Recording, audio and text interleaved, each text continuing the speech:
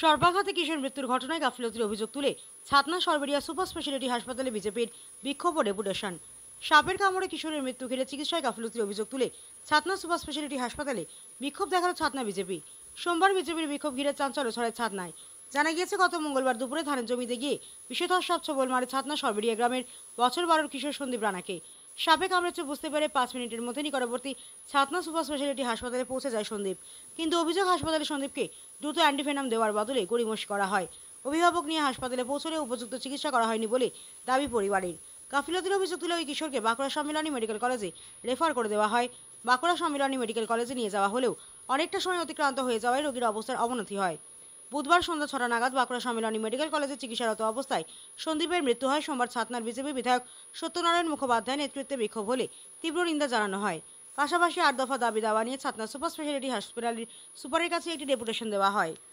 দেখুন, আমাদের যে 8 দফা বিষয় ছিল, আমরা সুপারের কাছে বসার পরে একটার পর একটা বিষয় নিয়ে যখন আমরা আলোচনা করছি, তখন এই স্বাস্থ্য পরিষেবার যে কঙ্কালসার চেহারা, সেটা কিন্তু সুপার স্বীকার করছেন। কিন্তু যেহেতু উনি এখানে দায়িত্বে আছেন, উনি অবশ্যই সবসময় চেষ্টা করবেন সরকারকে গার্ড করার।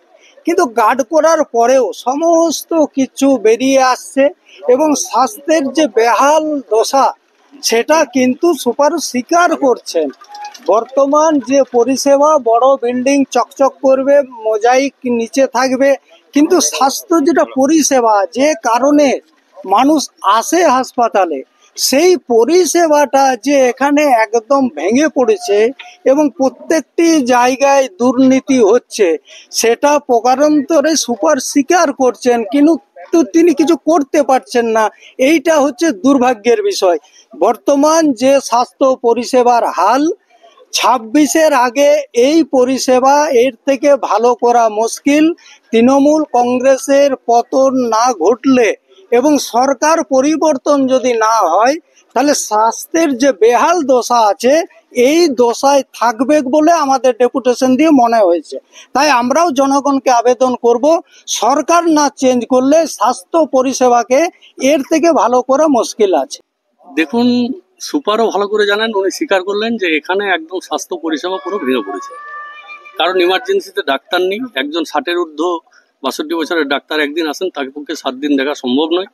ইউএসজির পরিষেবাও নেই এবং ব্লাড যিনি সংগ্রহ করেন তিনি একজন ওয়ার্ড বয়। আমি প্রশ্ন করলাম যে ওয়ার্ড বয়কে আপনারা বললেন যে আমি এক্সপার্ট করে নিয়েছি, আমি আগামী দিন যদি ঠাকুর করুন যেন কারোর কিছু না হয়, কিন্তু ওর ব্লাড নিতে নিতে যদি কোনো দুর্ঘটনা ঘটে তার দায়কে স্বীকার করবেন।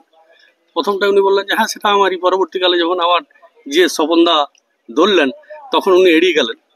তো এই ব্যাপারে এখানের উন্নত করার জন্য প্রথমে বললেন যে আমার এখানে নেই। আমি প্রশ্ন করলাম যে তাহলে আপনি আপনার ডিপার্টমেন্ট, সিমএইচ, স্বাস্থ্যমন্ত্রী এদেরকে জানিয়েছেন যে আপনার এই সুপার স্পেশালিটি হসপিটালে ডক্টরের চাহিদা আছে, টেকনিশিয়ানের চাহিদা আছে, নার্সের চাহিদা আছে?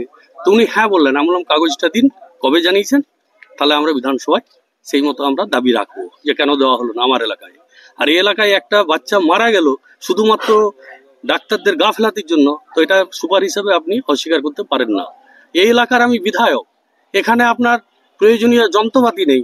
আমি এর আগে 2 বছর আগে শুরু করে আপনার কাছে বারবার বলেছি, আপনি আমাকে কোনো কিছু দেননি।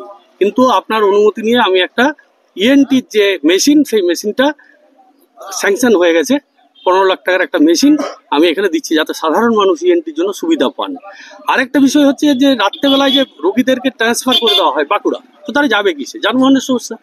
উনি বললেন প্রসূতি যানের ফ্রিতে যাওয়ার আছে, কিন্তু রাত্রেবেলায় হলে কি হবে সাধারণ মানুষের ক্ষেত্রে?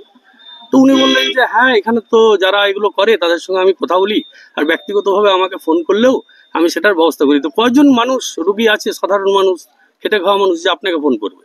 তো আপনি তো আমাকে কখনো বলেননি যে একটা অ্যাম্বুলেন্স দরকার, যে অ্যাম্বুলেন্সটা আমি এখানে দিলে আপনার এখানে সাধারণ মানুষই সুবিধা পেত। কোনো একটা গ্রামে একটা লাইট দেওয়া কি একটা টিউবওয়েল করে দেওয়ার চেয়ে এখানে যদি আমূল পরিবর্তন করতে পারতাম সমস্ত যন্ত্রপাতি। আমি আপনাকে জিজ্ঞেস করছি, আপনি আমাকে রোগী কল্যাণ সমিতির কোনো কমিটিতে রাখেননি। পদাধিকার বলে তো আমার রাখার কথা, তাতেও আমার দুঃখ নেই। কিন্তু যখন আপনাকে আমি জিজ্ঞাসা করেছি, এখানে আপনি আমাকে কিন্তু বিধায়ক তহবিলের কাজ করার জন্য অনুমতি দেননি। পরবর্তীকালে একটা মেশিনের ব্যাপারে আপনি বলেছেন, কিন্তু এই যে বিষয়গুলো, এগুলো এখানে সাধারণ মানুষ বঞ্চিত হয়েছে। এই টাকাটা বিধায়ক তহবিলের টাকা, এটা আমার টাকা নয়, সাধারণ মানুষের করের টাকা। আর মানুষ এখানকার অভাব অভিযোগ বলার জন্যই আমাকে বিধানসভায় পাঠিয়েছে। তো আমি যেচে আপনার কাছে এগুলো জানতে চেয়েছিলাম, তাও কিন্তু আপনি আমাকে জানাননি। আমি ইন্দুপুর প্রাথমিক স্বাস্থ্য কেন্দ্র, সেখানে আমি একটা অ্যাম্বুলেন্স দিয়েছি, আমি এখানেও দিতে পারতাম। আমি বলেছি যে আপনি যদি মনে করেন যদি আমার টাকা আবার বিধায়ক তহবিলে ঢোকে, তাহলে আপনি যেটা বলবেন আমি সাধারণ মানুষের কথা ভেবে এখানে আমি সেটাই করব। আশা করি আপনি আমার এই কথাটুকু রাখবেন। আচ্ছা, আপনি বক্তব্য দেওয়ার সময় বললেন রাজ্যে স্বাস্থ্যমন্ত্রী নেই, আপনারা বিধানসভায় স্বাস্থ্য বিভিন্ন বিষয়গুলো বলতে পারেন না। হ্যাঁ, কি বলবেন? স্বাস্থ্যমন্ত্রীর যে প্রশ্ন উত্তর পর্ব দেওয়া হয়, কে উত্তর দেবে? তার কোনো প্রশ্নই আসে না। একাধিকবার আমাদের বিরোধী দলনেতা বলেছেন, একবার মুখ্যমন্ত্রী থাকাকালীন একটা কথা বলা হলো, তিনি খালি দেখবেন, আপনারাও দেখেছিলেন, তিনি বললেন যে এখন থেকে আর কোনো রেফার করা চলবে না। তো ওটা কোথার কথা রেফার হচ্ছে? আপনি যদি বাঁকুড়ায় যান, আমার কথা না, তাহলে বাঁকুড়া হসপিটালে গেলে পার ডে কতগুলো রেফার হচ্ছে দেখবেন। আর রেফার হওয়া মানে একটা দলিত, একটা ক্ষেতমজুর, একটা জনজাতি মানুষের কাছে 12,000 টাকার বোঝা চাপিয়ে দেওয়া। কারণ তাকে বাঁকুড়া থেকে কলকাতা গেলে অ্যাম্বুলেন্স ভাড়া মিনিমাম 12,000 টাকা নেবে। তো এগুলো বন্ধ হওয়া দরকার। যখন আমরা এখানে চেষ্টা করব স্বাস্থ্য পরিষেবার এত উন্নতি, এত অ্যাডভার্টাইজমেন্ট, তাহলে আমরা এখানে কেন মানুষ কলকাতায় যেতে হবে? কলকাতা গেলেও তো সেখানে তাই, সেখানে এত রোগীর চাপ, সেখানে ভর্তি অ্যাডমিশন করছে না, তাদেরকে বিভিন্ন হসপিটালে ঘুরে বেড়াতে হচ্ছে, সেখানে দাদা ধরতে হচ্ছে, সেখানে দালাল ধরতে হচ্ছে। তো এটার থেকে একজন পূর্ণ স্বাস্থ্যমন্ত্রী যদি পাওয়া যেত, তিনি সেটা চিন্তা ভাবনা করতে পারতেন। আর আমাদের মুখ্যমন্ত্রী সব বিষয়ে, স্বরাষ্ট্র দপ্তর ওনার, স্বাস্থ্য দপ্তর ওনার, সংখ্যালঘু দপ্তর ওনার, মানে পারদর্শী আর কি, কাউকেই ওনার বিশ্বাস নেই। তাহলে যার এরকম অবস্থা, রাজ্যের মুখ্যমন্ত্রী যদি এরকম হয়, স্বাস্থ্য পরিবেশের হাল অটোমেটিক এরকম হবে।